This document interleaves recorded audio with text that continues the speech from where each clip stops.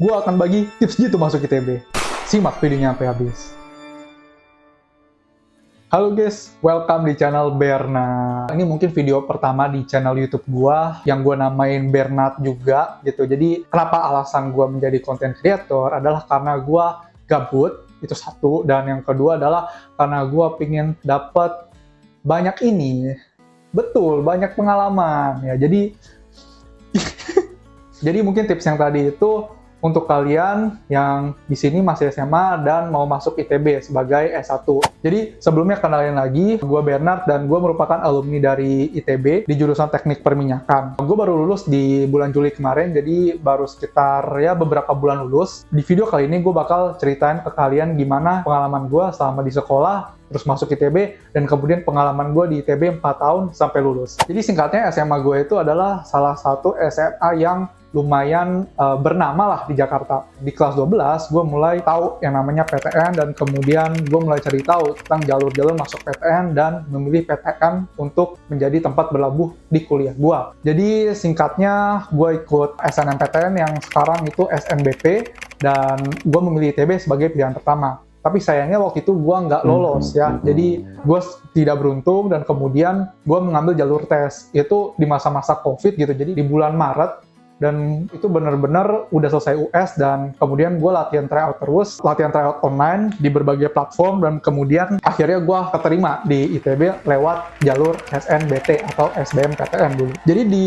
ITB itu singkatnya ada 12 jenis fakultas satu sekolah, dan kemudian dari fakultas satu sekolah itu terdapat 50 jenis jurusan, termasuk jurusan teknik perminyakan kayak gue. Dan selama 4 tahun di ITB, itu sebenarnya kalian bakal belajar banyak hal. Kalau di dalam sisi akademik misal, di tahun pertama itu kalian bakal ada namanya TPB atau tahapan pembelajaran bersama. Simpelnya sih kalian bakal ngulang materi-materi SMA sih, kayak kelas 10 sampai kelas 12, cuma lebih ribet sedikit dan lebih mikir sedikit. Terus juga ada pemrograman komputer, kan di SMA juga nggak ada itu. Di tahun kedua kalian baru masuk yang namanya jurusan. Dan di situ kalian bakal ngalamin yang namanya OSJUR. Di tiap jurusan juga beda-beda OSJUR-nya. Dan di situ kalian baru belajar basic-basic tentang jurusan kalian. Di tahun ketiga kalian masuk yang namanya inti dari jurusan kalian. Jadi mungkin banyak mata kuliah yang bakal penting banget di tahun ketiga ini, di semester 5 dan semester 6. Habis itu lanjut ke tahun terakhir, yaitu tahun keempat. Di sini kalian bakal melakukan pembelajaran advanced engineering. Di semester 7 kalian bakal mempelajari materi-materi yang lebih advance di jurusan kalian, dan kemudian di semester 8 kalian bakal lebih fokus ke tesis atau tugas akhir. Sebenarnya di semester 8 ini lebih ke fokus belajar tesis aja sih, biar lulus dengan IP terbaik. Kemudian selama di ITB juga, gue banyak yang namanya masuk organisasi dan juga kepanitiaan. Di situ gue banyak belajar tentang hard skill dan juga soft skills. Ya, karena gue ikut organisasi dan ketemu banyak orang dari berbagai latar belakang, gue memperbanyak skill sosialisasi gue dan juga skill teknikal gue, terutama karena gue memang salah satu yang bekerja di bidang Medcominfo atau yang lebih terkenal dengan skill teknikalnya lah gitu. Jadi lebih memperdalam di sana. Jadi apa tipsnya masuk ITB, Bang? Ya, sebenarnya gini, ada 3 jalur untuk masuk. Pertama adalah SNBP, kedua SNBT, dan ketiga adalah Mandiri.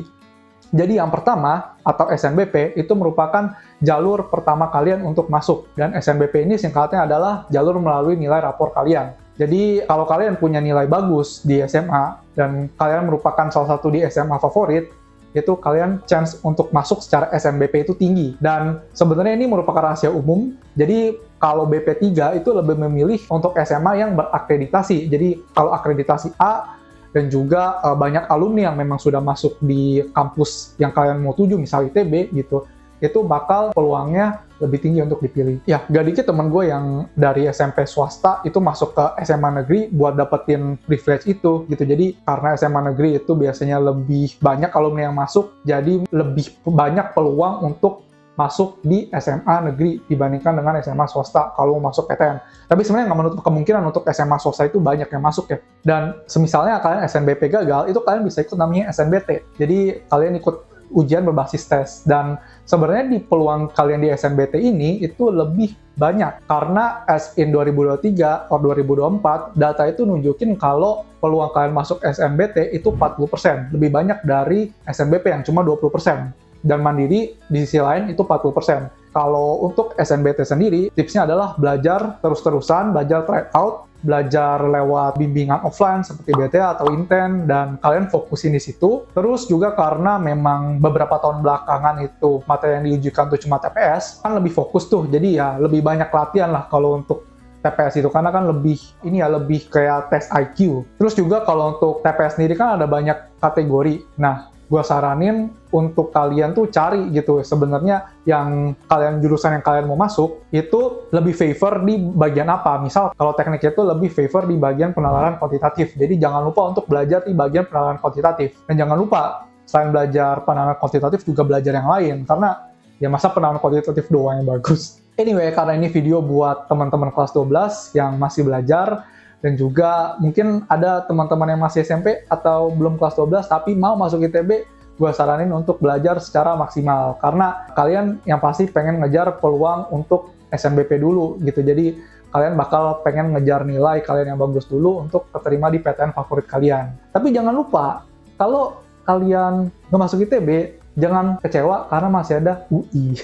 Ya udah gitu aja, like, comment, subscribe, dan jangan lupa untuk nonton videonya sampai habis karena gue pengen dapat AdSense dari video ini ya, dan semoga channel ini cepat dimonetize karena subscribe-nya masih 0.